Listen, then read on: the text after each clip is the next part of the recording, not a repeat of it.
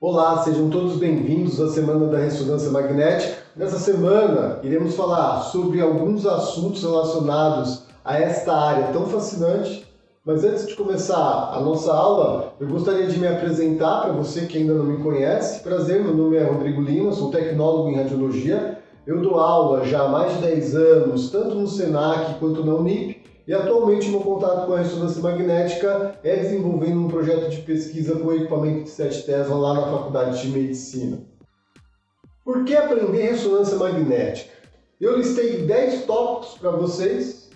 Antes de eu descrever esses 10 tópicos do porquê aprender ressonância magnética, eu queria agradecer imensamente todos os alunos que estão participando dessa semana. A gente tem pessoas do Brasil inteiro e pessoas de outros países também que acabaram se inscrevendo na Semana da Ressonância Magnética. A gente ficou muito feliz. Então tem o pessoal da Colômbia, Argentina, Paraguai e Panamá. Queria agradecer os hermanos também que estão participando dessa semana e agradecer também os parceiros que deram um apoio para a gente fazer esse trabalho totalmente gratuito nessa semana. Queria agradecer a parceria da Primorad, em nome da Paula e da Giovana, que sempre estão dando um apoio para a gente. Então, a Primorad, muito obrigado. Gostaria de agradecer o PH, o Paulo Henrique, da PH Eventos e da Doutor Ensino. E queria agradecer de coração também a parceria do Alex, do Thiago, da MR Insight, que estão cedendo toda essa estrutura para a gente gravar essa semana de aula para vocês e também dando um apoio na divulgação da Semana da Ressonância Magnética. Então, por que aprender ressonância magnética? Primeiro tópico. É uma área extremamente fascinante, é uma área que instiga a gente sempre a estar buscando conhecimento. Então, isso me encantou bastante. Então, o primeiro tópico é porque é uma área muito fascinante, muito encantadora. Segundo tópico. O que mais me atraiu também para eu vir para a ressonância magnética é o fato de ser uma área que não trabalha com radiação ionizante. Então, na ressonância magnética não tem radiação ionizante. Terceiro tópico, é uma área extremamente dinâmica. Mesmo, por exemplo, eu tendo um agendamento de 10 exames de crânio, pode ser que esses 10 exames de crânio sejam feitos de forma diferente. Então, esse dinamismo é algo muito instigante, que busca a gente sempre estar aprendendo e desenvolvendo o nosso conhecimento relacionado à ressonância. Porque cada exame de crânio pode ser direcionado de uma forma diferente, dependendo da hipótese diagnóstica, tá bom? Então, por exemplo, eu tenho um protocolo para rotina, eu tenho um protocolo para estudos vasculares, acrescentar sequências diferentes, eu tenho um protocolo específico para esclerose múltipla. Então, dentro dessa rotina de crânio, a gente pode ter vários tipos de protocolo. Então, esse dinamismo, é muito interessante para quem quer atuar com ressonância magnética. O quarto tópico é a modalidade de diagnóstico considerada padrão ouro para rastrear, identificar e auxiliar o médico no diagnóstico de muitas patologias. Então ela contribui para muitos diagnósticos relacionados à área da imagem. Então a ressonância magnética é encantadora por causa disso. O nosso quinto tópico.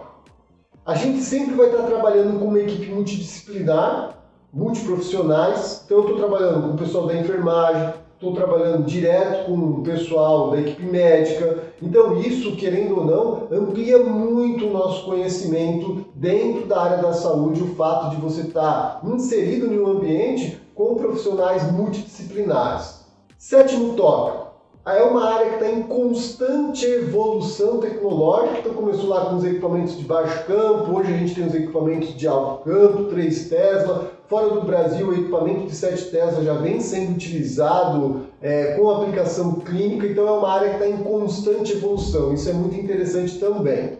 Oitavo tópico. É uma modalidade de diagnóstico que mais cresce, então muitos serviços, muitos hospitais estão incorporando um setor de ressonância magnética dentro do seu portfólio. Então é uma área de diagnóstico que está em franca ascensão, se espalhando aí pelo Brasil inteiro, muitas empresas comprando equipamento de ressonância magnética. Automaticamente isso faz um link para o nono tópico. A gente vai ter um amplo mercado de trabalho dentro da ressonância magnética. Claro que cada vez mais as empresas buscam uma mão de obra qualificada. Então, o 10º tópico é uma das áreas da imagens que mais bem remuneram os seus colaboradores. Então, isso também é muito atrativo. Então, aqui eu listei 10 tópicos do porquê aprender ressonância magnética. E vamos à aula. O que é ressonância magnética? A ressonância magnética é um equipamento que vai ter lá um campo magnético e um gerador de radiofrequência. E essa radiofrequência, tudo que a gente coloca na mesma frequência, a gente acaba falando que entra em ressonância. Eu vou dar alguns exemplos para vocês de ressonância magnética, tá bom? Um dos primeiros exemplos de ressonância magnética é relatado na Bíblia. Os céticos, sim, eles relatam que lá em Hebreus capítulo 11, quando os profetas marcharam em torno lá da muralha de Jericó durante 7 dias e tocaram as trombetas, esse toque das trombetas, o som liberado, entrou em ressonância com a frequência do muro e os muros caíram, tá bom? Então, dentro de todo esse histórico, os céticos falam que o primeiro fenômeno da ressonância magnética ele é relatado na Bíblia, quando os profetas tocaram as trombetas e o som das trombetas entraram em ressonância com o muro e acabaram derrubando as muralhas de Jericó. Outro exemplo aqui de fenômeno de ressonância magnética, quando a gente libera um som e ele entra em ressonância com uma taça de cristal, esse som vai vibrando um pouco de estourar essa taça. Então o som entra em ressonância com a taça ao ponto de entrar em uma determinada frequência que a taça estoura. Outro exemplo também, o professor Mazola fala muito disso na aula dele, sobre a ponte Tacoma. Então os engenheiros não calcularam corretamente a força dos ventos daquela região, e os ventos faziam com que a ponte balançasse, ao ponto de entrar em ressonância, e essa força do vento foi tão forte que essa ponte caiu, a ponte de Tacoma, por essas correntes eólicas nesta região. Aqui eu gostaria de mostrar um pouquinho a foto desse senhor. Ele é chamado Alfred Nobel, foi ele que desenvolveu o prêmio Nobel, e a gente vai falar de alguns cientistas que contribuíram para o desenvolvimento da ressonância magnética e acabaram sendo reconhecidos pelo empenho do seu trabalho com um prêmio Nobel.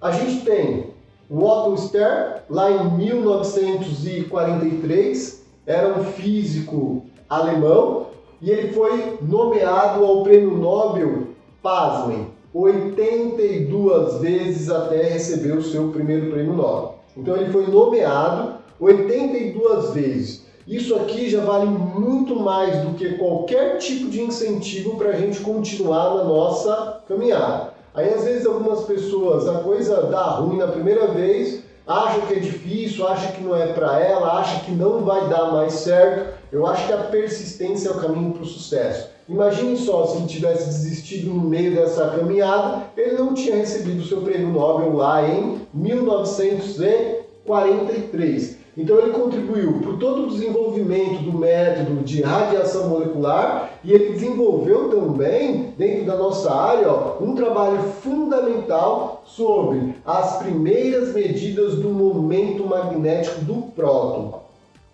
No ano seguinte, Isidor Isaac Rabi, em 1944, ganhou um prêmio Nobel em Física pelo seu trabalho desenvolvido sobre o método de registros das propriedades de ressonância magnética dos núcleos atômicos.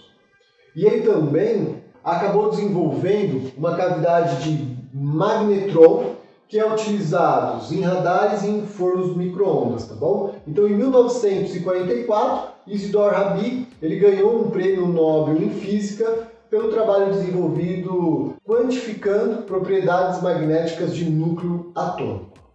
Dando continuidade em pessoas importantes que contribuíram para o desenvolvimento da ressonância magnética, teremos mais duas celebridades. São essas duas pessoas aqui, Eduard Purcell e Felix Bloch. Os dois descobriram o fenômeno independente da ressonância magnética em 1946 e, em 1952, os dois ganharam um prêmio Nobel em conjunto sobre todo o desenvolvimento que eles fizeram, trabalhos relacionados ao método da ressonância magnética. Aí teremos, em 1991, Richard Ernest recebeu um prêmio Nobel em Química pelo seu desenvolvimento do método de espectroscopia, e o Richard Ernest também acabou contribuindo para o desenvolvimento da transformada de Fourier ou codificação de Fourier.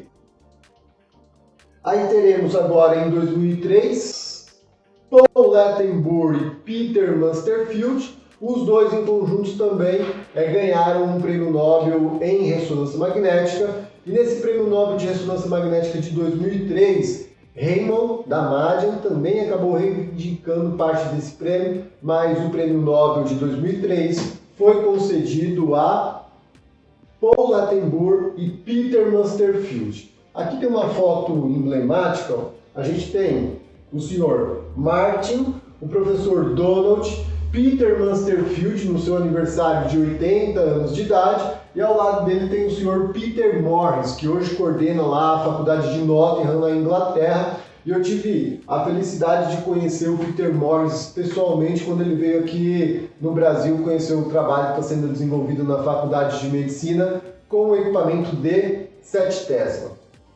Dando continuidade, a gente tem esse senhor chamado Raymond Damadian, que teve um papel importantíssimo no desenvolvimento dos equipamentos de ressonância magnética. Aqui tem um link que vale a pena você assistir essa entrevista de Raymond Damadian, que foi dada no comecinho de 2019, tá? Ele conta toda a sua história dentro da ressonância, e aqui algumas fotos de Raymond Damadian e seus estagiários desenvolvendo, os primeiros equipamentos de ressonância magnética. Aqui tem mais uma imagem. Então ele foi uma peça fundamental para o desenvolvimento dos equipamentos de ressonância magnética. Agora iremos falar um pouquinho sobre aplicações dos equipamentos de ressonância. Então os equipamentos de ressonância magnética basicamente são subdivididos em dois grupos. Daqui a pouco eu vou falar um pouquinho disso para você. São separados em equipamentos de baixo e alto campo, mas tanto os equipamentos de baixo quanto os equipamentos de alto campo, isso aqui é o coração da ressonância. Então, todo equipamento de ressonância magnética tem dois itens principais. Primeiro item, campo magnético. Esse campo magnético ele é medido em Tesla, então Tesla é a unidade de medida para campo magnético. O campo magnético da Terra é medido em Gauss, e o campo magnético da ressonância magnética é medido em Tesla. Por que Tesla? Por causa de um cientista brilhante chamado Nikola Tesla, que desenvolveu todas essas propriedades de geração de campo magnético. B0 é o campo magnético inicial do equipamento, tá bom? Só o campo magnético é necessário para a gente ter imagem através da ressonância? Não, a gente precisa do segundo item, que é a radiofrequência. A radiofrequência ela é medida em megahertz. Eu costumo brincar que na vida tudo é ressonância magnética. A partir do momento que você manda uma radiofrequência positiva, o universo também te devolve uma radiofrequência positiva. Da mesma forma, se você enviar uma radiofrequência negativa, o universo também irá te devolver radiofrequência negativa. Então essa radiofrequência aplicada na ressonância magnética, ela trabalha diretamente com isso aqui, ó. Os prótons de hidrogênio. Os prótons de hidrogênio dentro do nosso corpo, eles estão em constante movimento, e esse movimento realizado pelos prótons de hidrogênio é chamado de spin nuclear. É um movimento aleatório, desordenado, bagunçado. Cada spin fica girando em uma direção. Então o spin nuclear é um movimento natural dos prótons de hidrogênio. E por que os prótons de hidrogênio? Aproximadamente 70% do nosso corpo ele é composto por H2O, então a gente tem uma grande quantidade de hidrogênio. Professor, só por causa do hidrogênio ser encontrado em grande quantidade, ele é utilizado na ressonância? Não só por isso, por algumas outras características. O próton de hidrogênio ele é considerado também um dipolo, ou seja, ele tem um polo negativo e um polo positivo. Cargas opostas mais movimentação gera magnetismo, que é uma propriedade interessante para a gente dentro da ressonância. E quando a gente pega esse próton de hidrogênio e coloca ele na presença de um campo magnético, é o núcleo que apresenta a constante giromagnética mais alta de todas. Isso é o nosso tema da nossa segunda aula, que eu vou detalhar um pouquinho mais esse assunto para vocês. Continuando a parte de equipamentos, a gente tem aqui os equipamentos de baixo campo. Esses equipamentos de baixo campo também são considerados equipamentos de campo aberto. Os equipamentos de baixo campo, basicamente, a gente encontra com as seguintes configurações de magneto: 0,2, 0,25, 0,3, 0,35 e meio Tesla de potência. Por que algumas pessoas falam que o campo também é aberto? Pelo fato do equipamento ter esse layout. Então repara que a lateral do equipamento ela é toda aberta. Então isso aqui é uma característica de equipamento de baixo campo. Aqui uma paciente posicionada. Isso que está no corpo da paciente, em cima de região torácica, abdominal e pélvica, é uma bobina de radiofrequência. É que vai mandar uma radiofrequência e receber a radiofrequência do corpo, codificando esses sinais posteriormente em uma imagem, tá bom? Dando continuidade na parte dos equipamentos, aqui a gente tem um outro equipamento de baixo campo, paciente posicionado com uma bobina e o profissional realizando aqui uma ressonância magnética da coluna lombar. A Exaot trouxe para o Brasil esse equipamento, tá bom? Um equipamento de baixo campo, onde o magneto ele consegue ficar na posição vertical e aí realizar alguns exames com carga. Então isso aqui é um outro exemplo também de equipamento de baixo campo. No Brasil, atualmente, o que é mais comercializado são os equipamentos de alto campo, chamado também equipamento de campo fechado. São equipamentos que têm uma potência igual ou superior a 1 Tesla e a Anvisa libera para utilização no Brasil um equipamento de potência máxima de 3 Tesla com finalidade clínica. Então, o que a gente vai ter aí? Equipamento de 1, 1,5 e 3 Tesla. A configuração de 1,5 é a configuração mais comercializada desses equipamentos atualmente no Brasil. Aí os equipamentos basicamente são esses, por isso que é chamado de campo fechado, porque o tubo dele é todo fechado, né, o magneto. Então o paciente fica no interior do magneto, e aí ele vai experimentar a potência desse campo magnético externo que vai alinhar os prótons de hidrogênio, e aí entra o segundo item da ressonância magnética, a radiofrequência, e a interação desses dois itens a gente consegue produzir imagens. Anote aí, esses dois itens é o coração da ressonância e são os mais importantes: campo magnético e a radiofrequência. Campo magnético alinha os prótons de hidrogênio e a radiofrequência promove a excitação desses prótons. Equipamento da Philips, que a gente tem um outro equipamento da Philips, uma sala lá que muda as cores, cromoterapia, né? Tem alguns estudos falando que o paciente se torna mais colaborativo dependendo da luz que estiver sendo emitida dentro da sala. Aqui a gente tem um equipamento da Siemens e aqui um equipamento da GE, o primeiro equipamento que eu aprendi a trabalhar, que era um GE Signa de 1 Tesla. Essas três empresas dominam praticamente o mercado mundial relacionados a equipamentos de ressonância magnética. Existem outras empresas também que produzem equipamentos de ressonância magnética e comercializam esses equipamentos no Brasil. Exaot, Hitachi, a Toshiba, que atualmente é chamada de Canon. Então a Canon comprou a Toshiba e também produz equipamentos de ressonância. E aí as empresas hoje, quando compram um equipamento desse, personaliza toda a sala. Então, cada vez mais é comum a gente se deparar com ambientes assim, salas personalizadas, tá bom? Para proporcionar uma experiência agradável para o nosso cliente. Isso também gera um conforto, fidelização, tá bom? Aqui uma sala que montaram como se fosse uma espécie de clarabóia lá no teto da sala. Então aqui temos a MR Insight, que é uma empresa aqui do estado de São Paulo, localizado em São Bernardo do Campo. Queria agradecer o Alex da MR Insight por fornecer toda essa estrutura para a gravação das aulas. E ela é uma empresa especializada em blindagem de sala, tanto em ressonância magnética, tomografia computadorizada e radioterapia. E por conta dessa pandemia do Covid-19, a MR Insight ela inovou formando a CT Inbox. Então, dentro de um container, eles conseguem instalar um equipamento de tomografia computadorizada e esse é um projeto que está atendendo alguns estados, levando o equipamento de tomografia computadorizada para auxiliar, né, no diagnóstico em relação ao Covid-19. Então aqui tem uma sala, ó, totalmente personalizada pela MR Insight. Isso aqui é um trabalho que teve uma grande repercussão. Dentro do Hospital Bodrini, eles fizeram toda essa personalização da sala. Então, se você tem um equipamento de ressonância magnética e deseja mudar o layout da sala, ou personalizar o seu equipamento de ressonância ou o seu equipamento de tomografia computadorizada, a MR Insight é a empresa certa para você fazer esse trabalho. Olha só como ficou bonito o desenvolvimento desse equipamento, todo adesivado, e a sala também com uma temática toda personalizada. Isso aqui, você automaticamente está gerando uma experiência diferente com o seu cliente e automaticamente gerando também uma fidelização.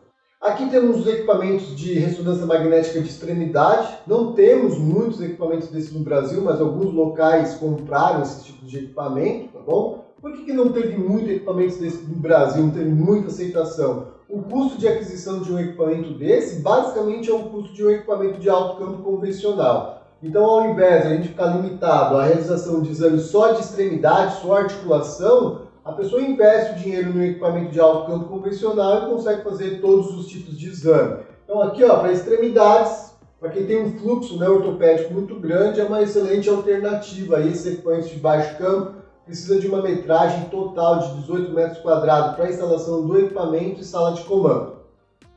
A ressonância magnética também tem a sua aplicação na parte de pesquisa. Então aqui um corpo mumificado dentro da bobina de radiofrequência, a gente consegue obter essas imagens.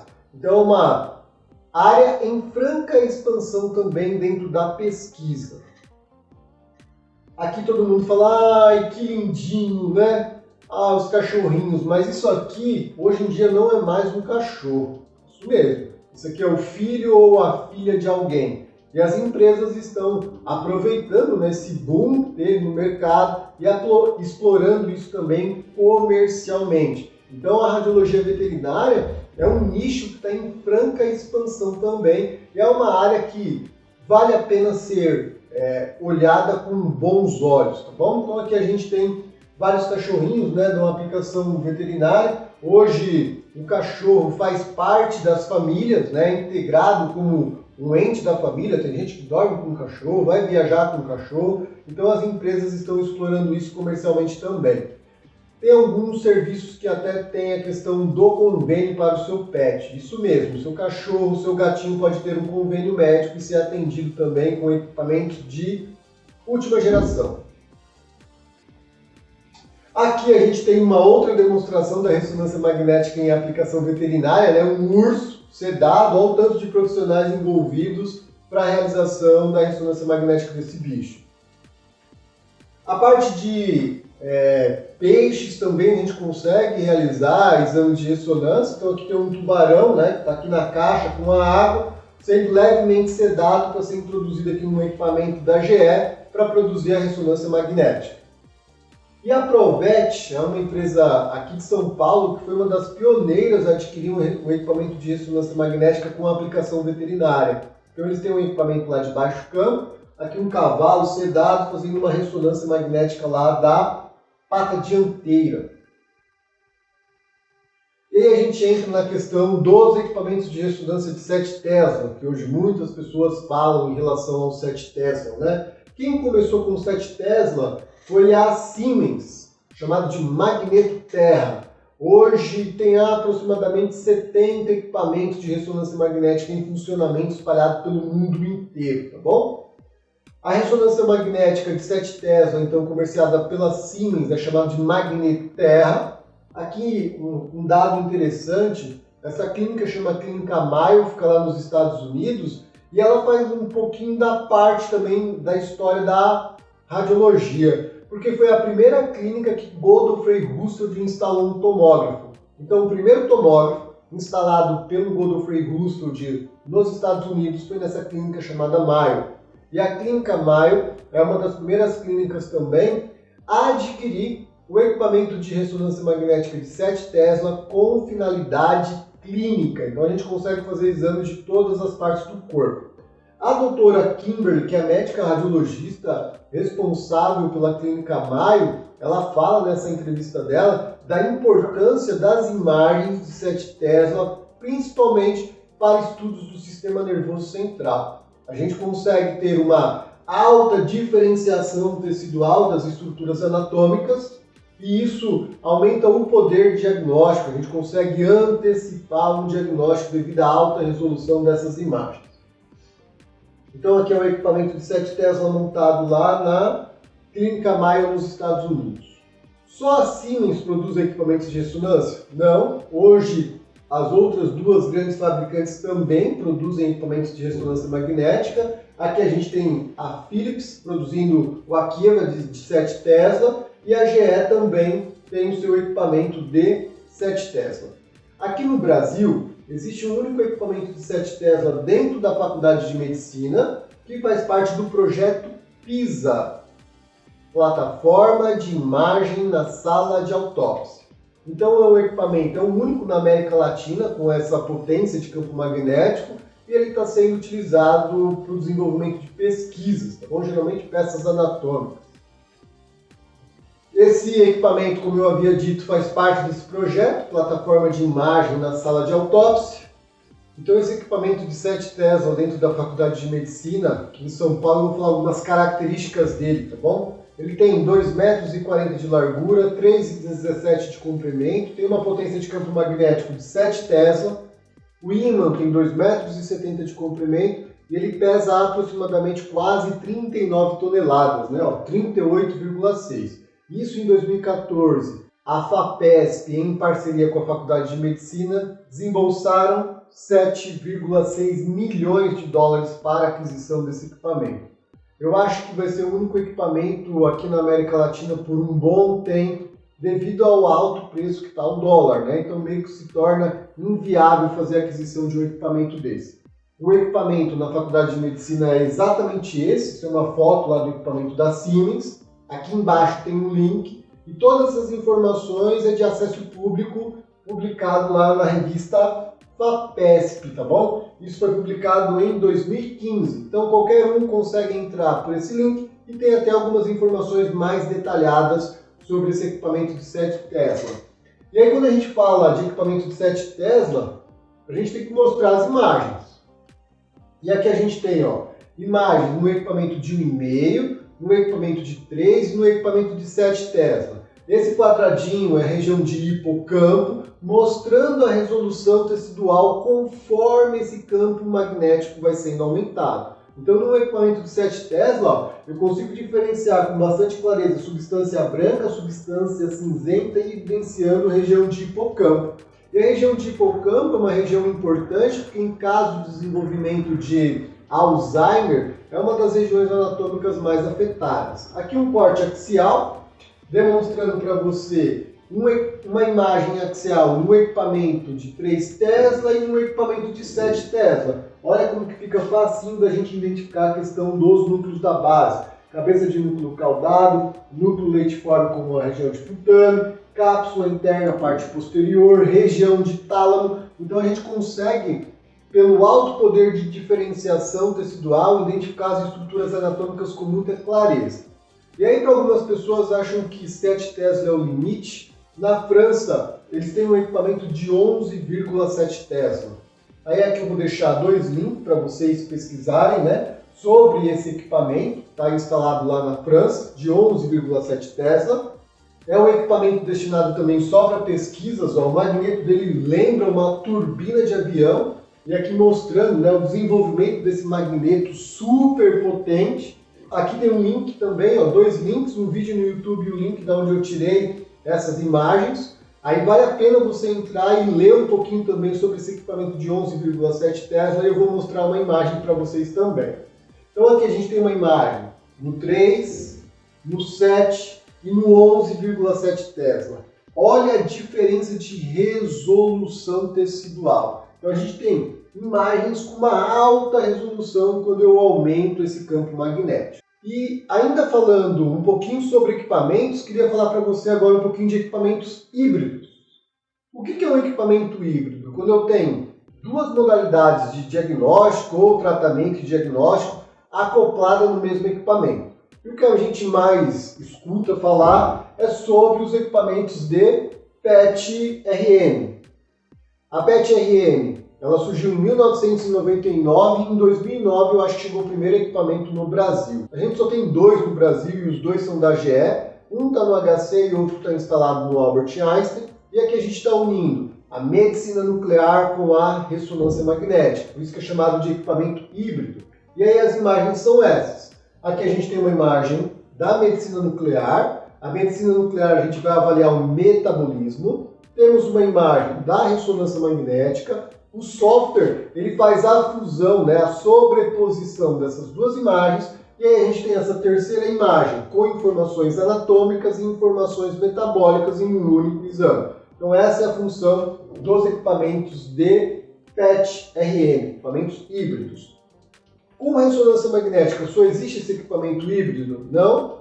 No ICESP existe um equipamento chamado HIFU, H-I-F-U. O HIFU ele une um ultrassom de alta energia junto com a ressonância magnética.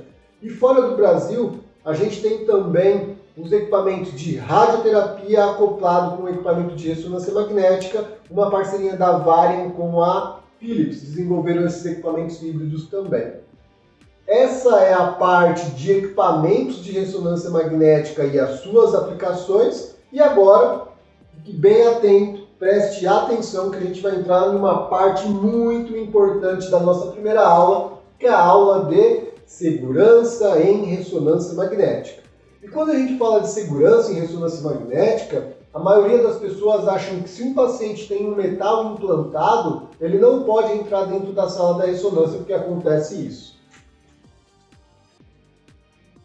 É o que a maioria das pessoas pensam, né? Se o paciente tem um metal implantado dentro do seu corpo e ele entrou dentro da sala de ressonância magnética, ele vai sair voando e vai ficar grudado no equipamento. Isso não acontece na prática, mas a gente deve ter a consciência que toda a sala de ressonância magnética, a gente vai ter esse cara lá dentro. Sim, o magneto está presente dentro de todas as salas de ressonância.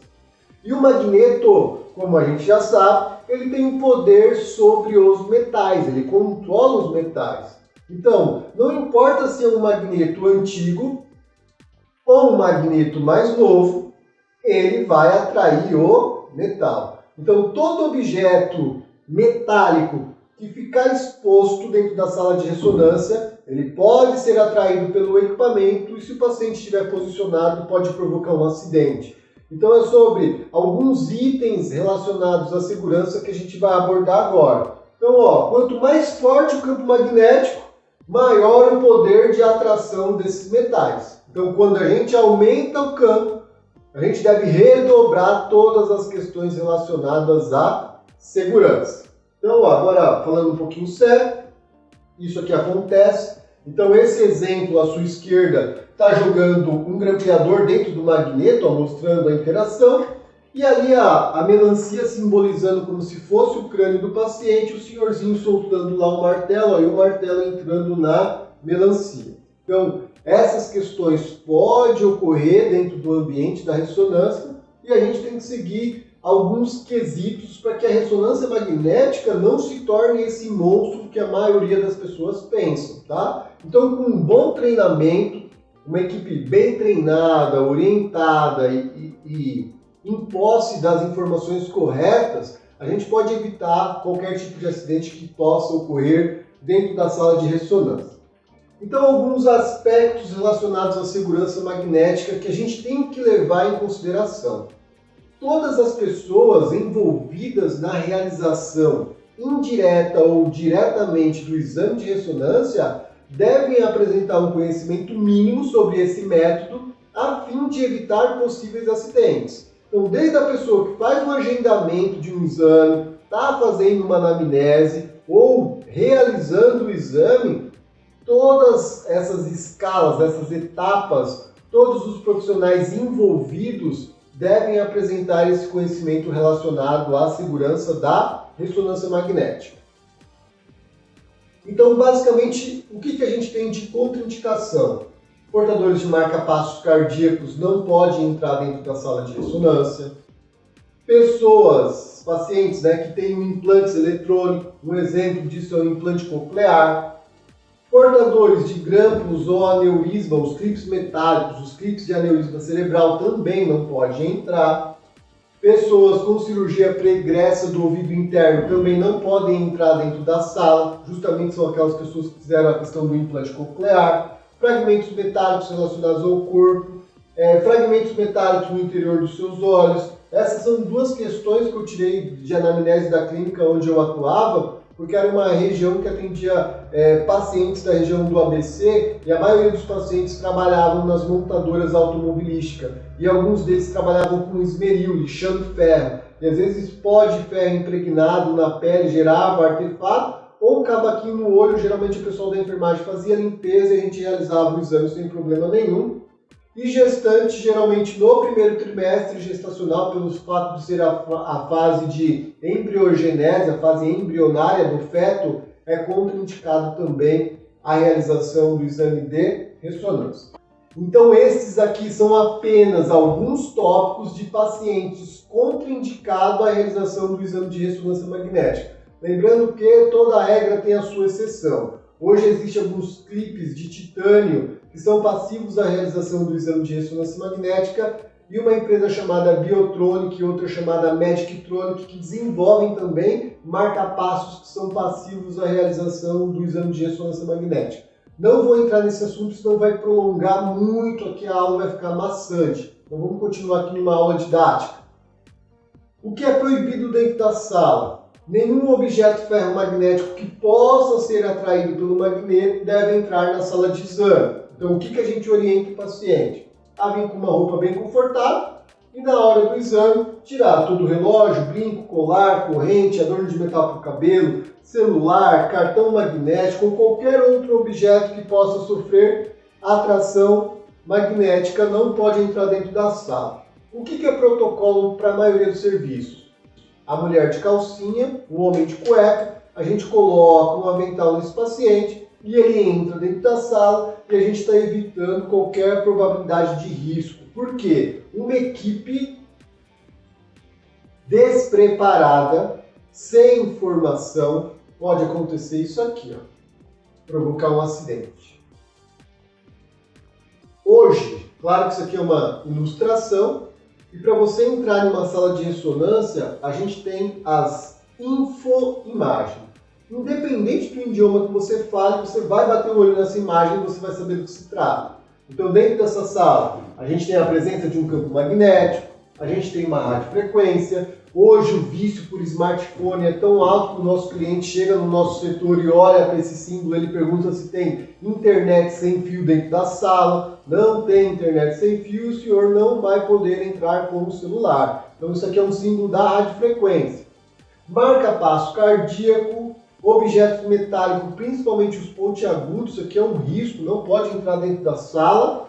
Próteses é relativo, já vou explicar isso para vocês. Os bilhetes de metrô, cartão de crédito e relógio. A gente não entra com esses objetos dentro da sala de exame, ok?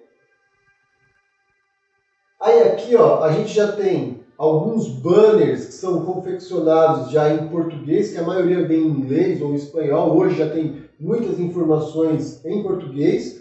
Todas essas informações, quem faz um trabalho brilhante em MRI Online de conscientização e treinamentos relacionados à área da ressonância magnética. E aqui tem alguns adesivos que a gente utiliza sinalizando, por exemplo, se tiver com um adesivinho verde, aquele acessório pode entrar dentro da sala de ressonância. Se tiver com vermelho, não pode entrar. E se tiver com amarelinho, pode ir até um certo ponto, tá bom? Então, isso aqui são algumas informações que são dadas com cores para facilitar a interpretação e tentar minimizar o máximo possível a questão de erros. E alguns trabalhos também relacionados de prevenções com queimaduras na ressonância, principalmente quando tem contato do corpo da pessoa com o magneto ou com o fio da bobina. Então, todo esse material a MRI Online divulga com extrema destreza, tá bom? Então vale muito a pena vocês conferir lá no site. Aqui é o seguinte, quanto mais próximo eu chego do magneto com um objeto metálico, maior vai ser a força de atração. Então, algumas salas, aqui tem uma imagem, ó, traçava essas linhas, são a linha, a gente chama de 5 Gauss. Aqui tem uma linha tracejada, a linha de 5 Gauss, aqui ela mede 0,5 militesla. Se eu chego com um objeto metálico até essa linha amarela e me dou conta, provavelmente eu consiga sair da sala com esse objeto. Se eu chegar até a linha vermelha, a interação magnética vai ser tão forte que eu não consigo segurar esse objeto e ele vai ser atraído pelo magneto.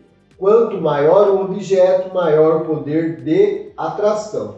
Aqui mostrando, ó, a tiazinha tirando um cachorrinho da ressonância magnética, que é igual o programa do Chaves, só os inteligentes veem, né? Vou colocar aqui o cachorrinho, para vocês não falarem que eu estou de sacanagem. Vou tirar o cachorrinho de novo. Claro que isso é uma brincadeira. Aqui mostrando que quanto menor o objeto magnético, maior o meu domínio sobre esse objeto. Então, às vezes é comum a gente entrar dentro da sala de exame e vai posicionar o paciente, está lá com um crachazinho lá do serviço, e o crachazinho fica voando lá em direção ao magneto. Só pegar esse crachazinho, colocar no bolso, não tem problema nenhum. Então, se o objeto metálico for pequeno, eu tenho um maior domínio e consigo tirar ele da presença do campo magnético. Lembrando que é muito importante, sendo um objeto pequeno, um objeto grande, em hipótese alguma, ele deve ser levado para dentro da sala da ressonância magnética. Então, ó, qualquer um desses objetos, a gente tem o próprio da ressonância magnética e fica lá grudadinho lá com o adesivo verde, sinalizando que é passivo de entrar dentro da sala da ressonância. Então, teremos uma cadeira de roda própria para ressonância, uma maca própria para ressonância, a escadinha para o paciente subir lá na mesa própria para ressonância, geralmente a gente faz de madeira com os degraus emborrachados, suporte de medicamento também próprio da ressonância. Se eu pego qualquer objeto que não pode entrar dentro da sala de ressonância e eu levo para dentro da sala, ó, isso aqui pode acontecer. Então, às vezes, da boa vontade, a gente levar uma cadeira lá para um acompanhante, essa cadeira geralmente a gente leva uma cadeira de plástico, totalmente de plástico. Essa cadeira tem objetos de ferro e ela é atraída pelo magneto e fica grudada. E aqui, ó, a gente vai ter um festival da enceradeira. Isso geralmente ocorre em locais que não tem agenda aos finais de semana. E aí chega o pessoal da equipe de limpeza, às vezes não tem conhecimento nenhum sobre a área da ressonância, vê aquele ambiente livre, o chão lá meio embaçado, quer deixar o chão brilhando, entra com uma enceradeira e essa enceradeira vai ser atraída pelo magneto e vai ficar grudada. Ó. E aí, em alguns casos, pode destruir a carenagem, pode destruir lá toda a parte interna também da carenagem do magneto. Essa enceradeira entrou certinho ó, lá dentro do magneto, mas quebrou lateralmente aqui a questão da carenagem. Aqui outra enceradeira. Aqui aconteceu nos Estados Unidos. Então aqui uma maca que foi levada né, da UTI para dentro do ambiente da ressonância e ela ficou grudada lá no equipamento. Ó, outra maca, suporte de medicamento. Então a gente tem todos esses acessórios próprios da ressonância justamente para a gente não provocar esses erros. Aqui também a questão ó, da cadeira de roda. Os pacientes internados, a gente tem que ter muito cuidado quando ele vem com um cilindro de oxigênio, ó, senão pode acontecer isso aí. Então, o cilindro de oxigênio é uma arma dentro da ressonância. Em falar em arma, em alguns hospitais militares, o policial tem que ser conscientizado e ele tem que saber que é proibido entrar com a sua arma dentro da sala, para não acontecer isso aqui, ó. O revólver ficar grudado no equipamento. Isso aqui aconteceu na região do sul, ó, a arma do policial patrulhando a clínica lá dentro de uma ocorrência na madrugada, ficou grudada no equipamento. Outra arma essa teve um disparo, então nos hospitais militares é um perigo tá, o policial entrar com a arma dentro da sala de exame, que isso realmente pode acontecer. Eu vou falar agora para vocês basicamente de três contraindicações que a gente classifica como relativas ou parciais. O que seria? Portadores de prótese metálica em geral, um exemplo. Aqui em São Paulo é muito comum acidente de moto e a pessoa coloca uma placa metálica na tíbia. Só que ela vai fazer uma ressonância magnética do crânio. Então o crânio não tem nada a ver com a tíbia. A gente faz o exame sem problema nenhum. O nosso grande desafio realizar o exame de ressonância na região que tem o metal. Pacientes portadores de claustrofobia, então os pacientes claustrofóbicos, basicamente a gente tem duas possibilidades. Se no meu serviço tem um equipamento de baixo campo e esse paciente vai ser submetido a um exame de rotina, eu posso encaminhar esse paciente para o equipamento de baixo campo. Pelo fato da lateral ser toda aberta, a gente diminui essa sensação de fobia no paciente. Na maioria das vezes a gente vai seguir a segunda opção, realizar o exame sob efeito de sedação. Gestante, após o 3º mês gestacional, a indicação médica, a gente já realiza o exame de ressonância magnética sem problema nenhum. Quando tem um metal no corpo do paciente, o que acontece? Isso aqui.